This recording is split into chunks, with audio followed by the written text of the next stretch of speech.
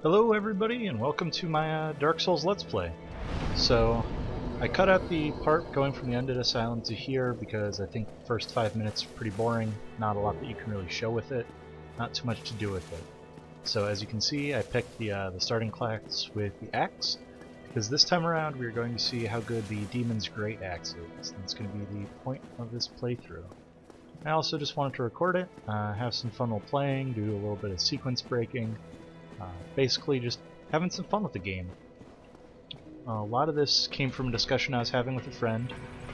Basically, he was asking why I like Dark Souls as much as I do, and I was telling him that I thought it was a pretty empowering game. Like, a lot of the things that you can do in it really make you feel like a bigger character than you are. He said that a lot of people would disagree with me on that, saying that the game is pretty much the opposite of empowering, seeing as death awaits you around basically every corner. And I would agree that for the first playthrough, that is definitely the case. For the first playthrough, you're definitely underpowered, you're walking through a world where everything's just out to kill you. But in subsequent playthroughs, as you learn how to play the game, as you get more familiar with the mechanics behind it, you really get better to a point where the bosses aren't that much of a challenge anymore. You know the builds, you know the critical path, you know which items to take in order to make the game more or less a cakewalk. So I just kind of wanted to prove that out.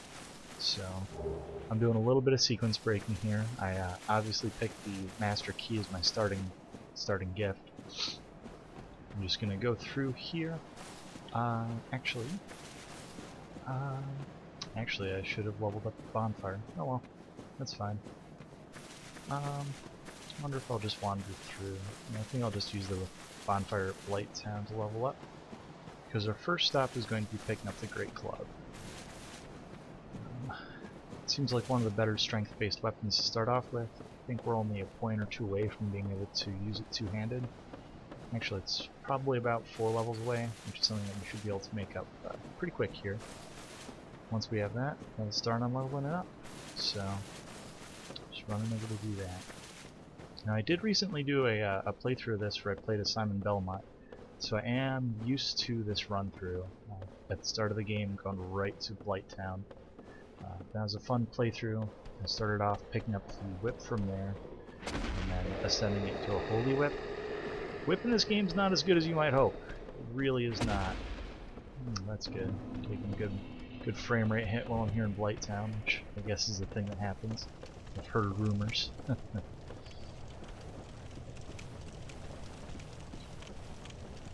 I think that this is one of the reasons why I really love this game. This kind of shows off the open worldness of it all. It doesn't matter. You can take whatever path you want. The game will punish you for taking the wrong path, but you are free to go about whichever way you choose, which is definitely appreciated. However, in this case, I am just doing it just to basically break the game. I always hate that guy. I usually take him out on about the second time through, so I don't have to deal with it. We're going to be seeing this water wheel a lot, is what I'm getting at here. It looks like this time around I've managed to avoid getting poisoned, which is a plus, considering that I really want to use these souls for something other than a grease spot on the floor. So we'll see how that goes.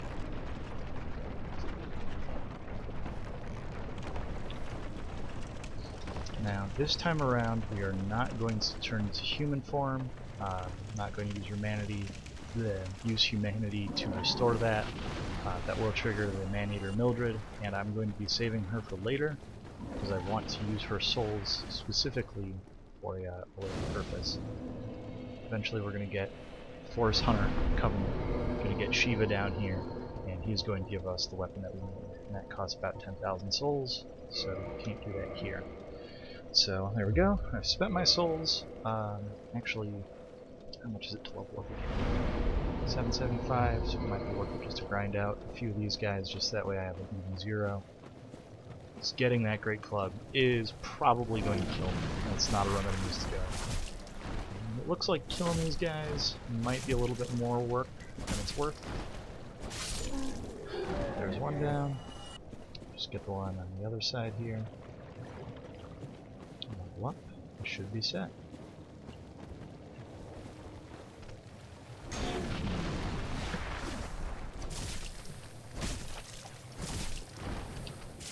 little bit of poison never hurt anyone.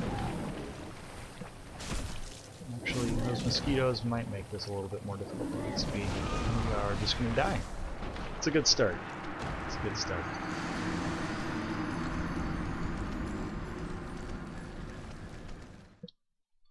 Our souls will be right there. We'll be able to pick it up.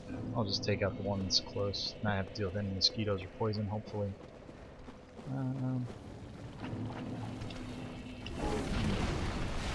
I think one of the biggest changes with playing this game multiple times has been I don't care about death anymore.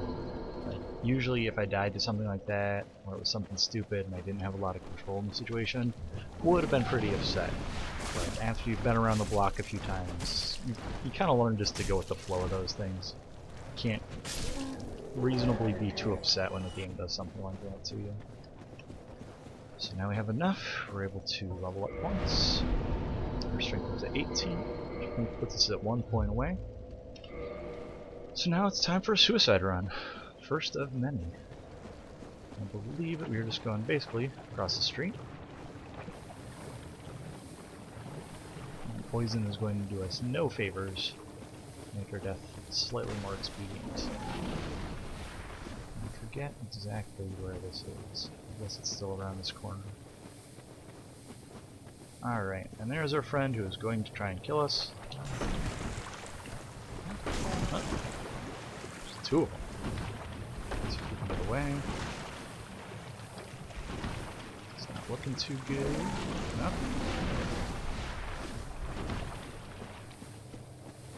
Perfect.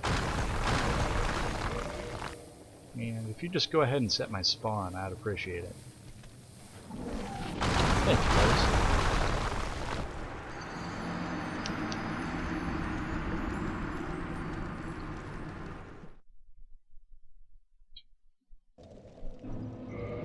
Alright, strength requirement on this is a whopping 28. So, we're unable to wield it effectively. If we switch over, I think that we need 19, so yeah, unable to wield effectively with two hands. This is going to slow us down, so we'll get rid of that for now. Actually, it's tempting to use those, but I think I'm going to hold off for now.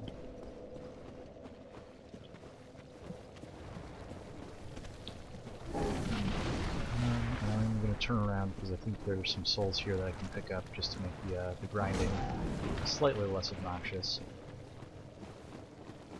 I'm going to do my best. There are a few points in this game where I'm pretty much required to grind if I want to be able to do something like this. So I'm going to do my best to cut out any parts where it is just me running back and forth and just doing the same thing over and over again. That being said, I'll generally leave in things like the Anne Orlando nights. Those are probably one of my favorite spots to grind. I'll probably leave in one run of that, but then just cut out all the future ones. I usually like to gain about 10 or so levels in there, just because they're such a good experience. I think over here there's either another soul or a large Titanite shard. Another soul, so that'll help us get along in our early game.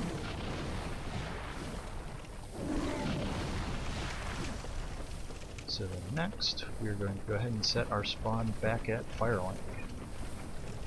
Actually, I think I may take out, well, no, I'll wait until next time to take out the blow dart guy. Which may or may not prove to be a mistake, just because I'm already poisoned. Might make it a little bit easier.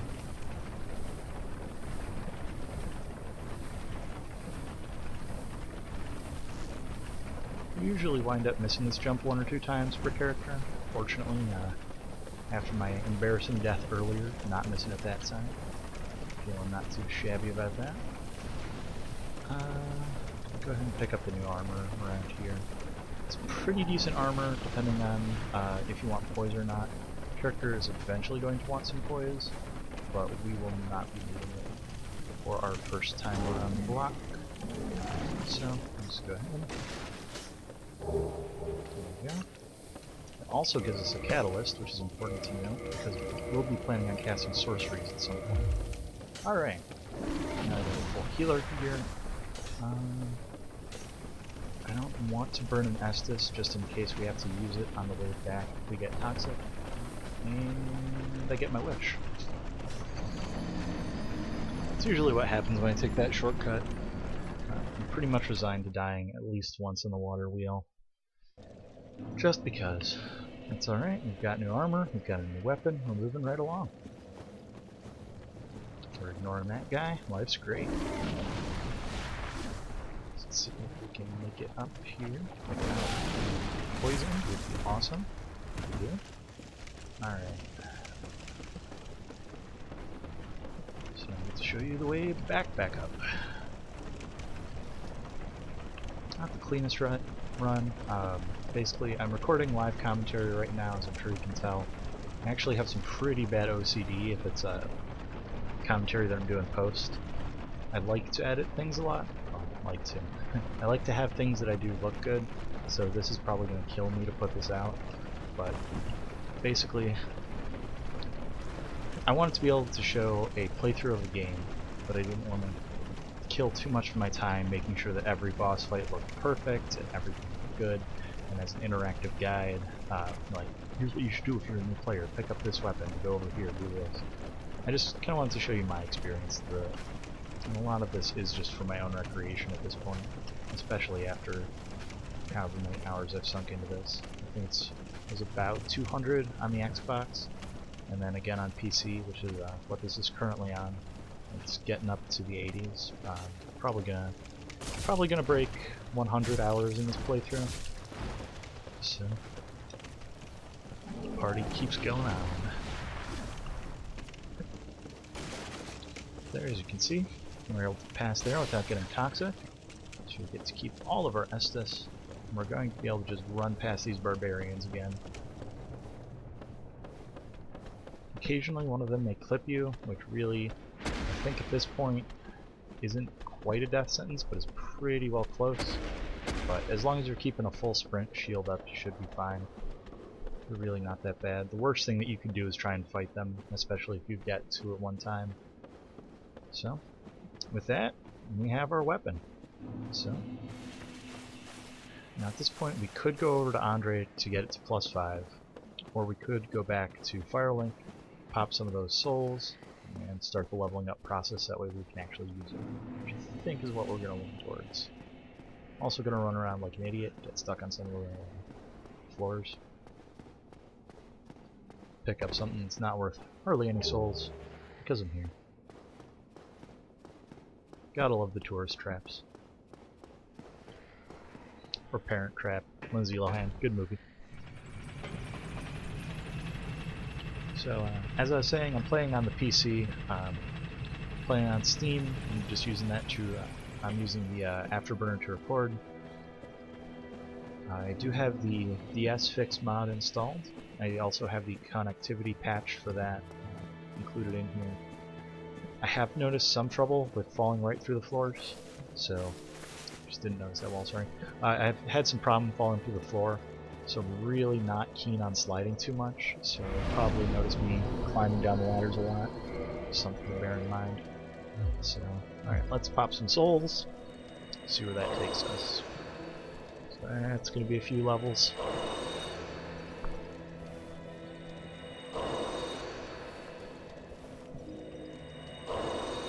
I could be saving these for the Titanite shards, but I think for right now it'll work just for leveling up. We're just going to dump it all into strength. So that's going to get us pretty close to being able to use that. Not quite yet.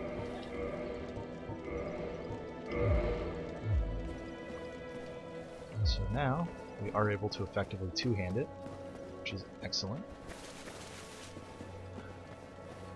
I think for right now, though, I'm going to switch that back over. I'm going to keep this armor set the same.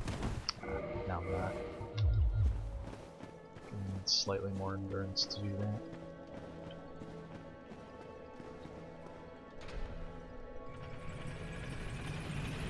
So next up on the list, we're just going to run through.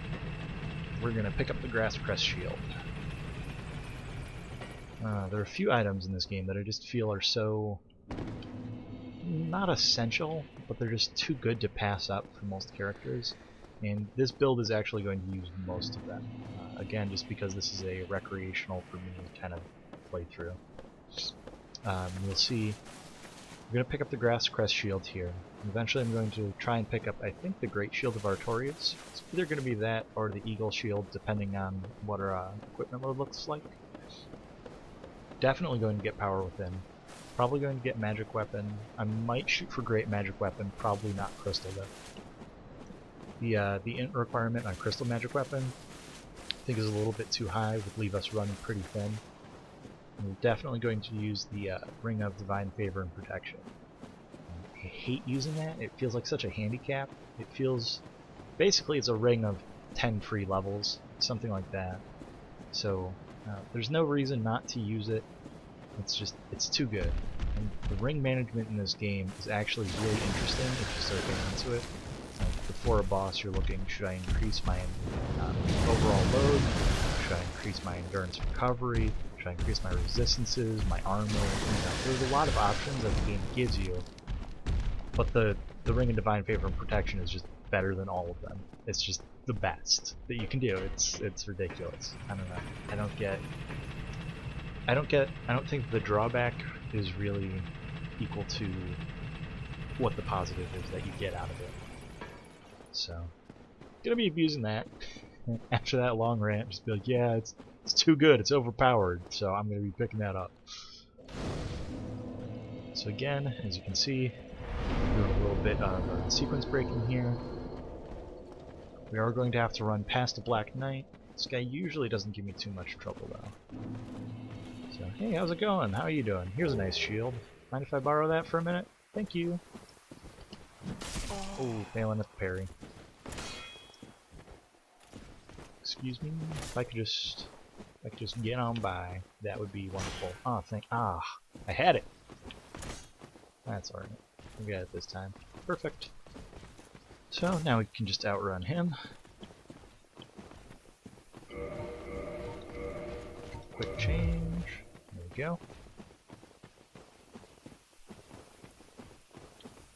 Not sure at this point if popping an Estus would be the best idea. Probably. I think the plant men could do a little bit of damage to us, which might be not so good. I'm gonna ignore that bow for now. I'll be back this way, trust me. This guy, though, I'm not going to ignore. This guy I am going to beat to a pulp. And there we go. So we got a chunk and 2 twinkling, which isn't bad. It's going to be a while before we can use that chunk, and I don't know if we're actually planning on using anything with the twinkling. I may just go with the cleric set for this build just to show that off, just because it's a set of armor that I think is, again, extraordinarily good. I think, I could be wrong, it's either close to or better than Havel's if you fully upgrade it, as far as defense goes, strictly for defense. But I think, I like it more. The noise that it makes is kind of on my nerves, but I'm usually playing this listening to a podcast or something like that. Alright, and final obstacle before we get to where we want to be. Prowling Demon. Which again, he's not that bad. Looks like he's going to get one more lightning shot off. Just do some serpentine. There we go.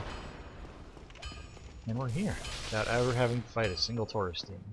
So, if the very second boss of the game is giving you problems, you can just use this handy shortcut. There you go. Don't even have to worry.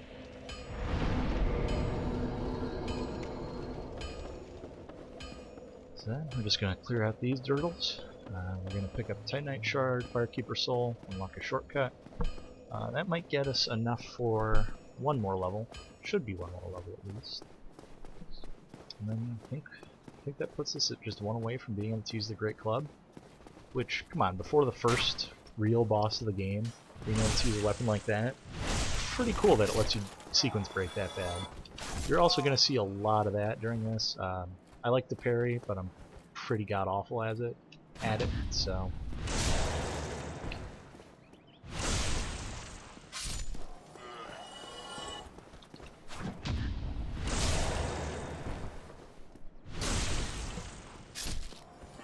Now I don't feel too bad about using the Estus, because I'm at a point where I can get back to Firelink at any point that I want to.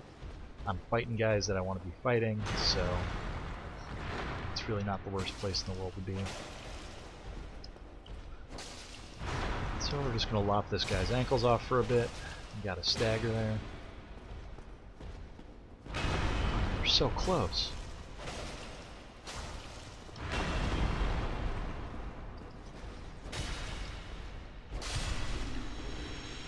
And he's down. Sad to say, he never stood a chance. Our first Firekeeper soul. And then I think we're going to run around, take out some of the guys over here, and pick up the basement key.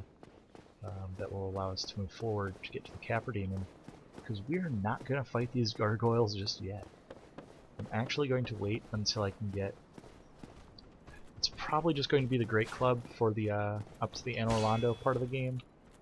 I would like to be able to use the Demon's Great Axe for it, but I just don't think that's really practical, good use of anyone's time.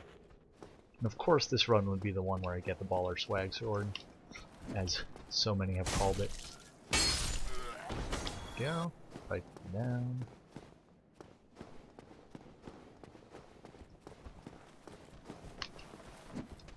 Actually, I just realized I'm killing that guy for fun, so I guess we can turn around. Back down here, and again, if this trap is giving you trouble and you're playing through the game, just come from the other direction. All you have to do is evade giant electric breathing dragons, and you're there. And again, this is another really stupid thing that I like to do, but there's the basement key, and I don't want these guys coming after me, so I'm just going to go ahead and lock the door behind me. And because I have OCD, there's a shiny thing, I'm going to pick that up. Perfect. I was hoping to aggro this guy, so now we've got his attention. Let's go ahead and get one of those on him. Really hoping for some more shards. Would be nice, but not this time around. Get this guy's attention. Lure him out back. Try and get behind him. The irony of doing such things at a church is just staggering. And there we go. That should take care of him. If it doesn't, this should. If I didn't miss. There we go. Trying to heal. It's shameful, don't you know? You never heal in PvP.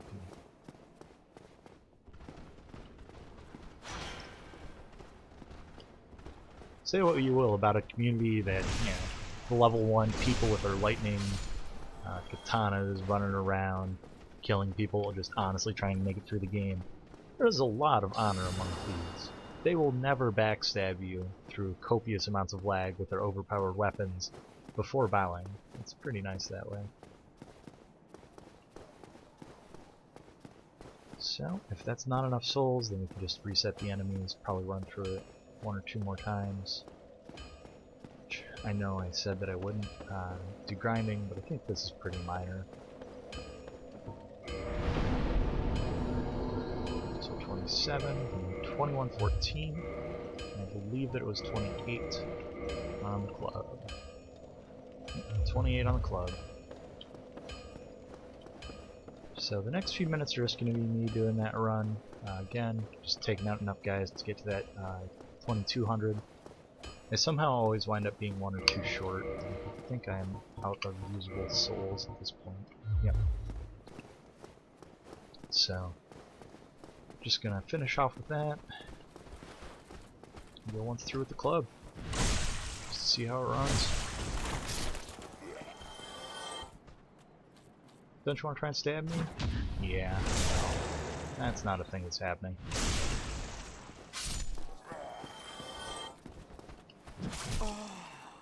That guy got it though. That guy knows how to stab. And while I'm in this area with the Great Club, I could take out Lautrec, which might be good, considering that I'm going to want health and stamina pretty bad. But I am going to do a little bit more sequence breaking around the basin. My plan is basically to be able to take out Lautrec in 1 hit with a good parry and a 30 strength plus 5 Great Club, maybe even plus 10. Just because I hate that guy. He always gives me trouble, especially when I decide to let him live. Isn't that nice? Yeah, that doesn't end up working out in my favor all the time. So, And 300 more souls, so that should be Larry, Curly, and Mo over here will be filling the role. I'm not sure how many times anyone's really tried to bait these guys out, if that's something that everyone does. This is definitely the easiest spot to get them, because you can draw clearly that guy from the hallway, guy on the left, and then you can take on the other guy in the center of the room. And you should just be able one-on-one fights, no problem dealing with the other guys.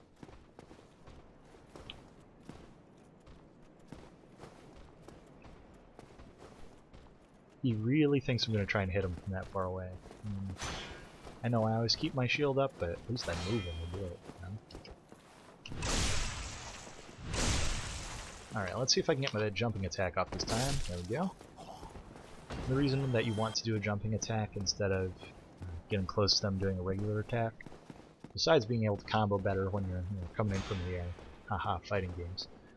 Besides that, they have a parry move that they can use, and if you do a jumping attack, then they can't use that on you. So just a little advice there. So I'll take out that last guy. There we go. We're at 2200. Perfect. Avoid some magic missiles. Then we will be able to get our club.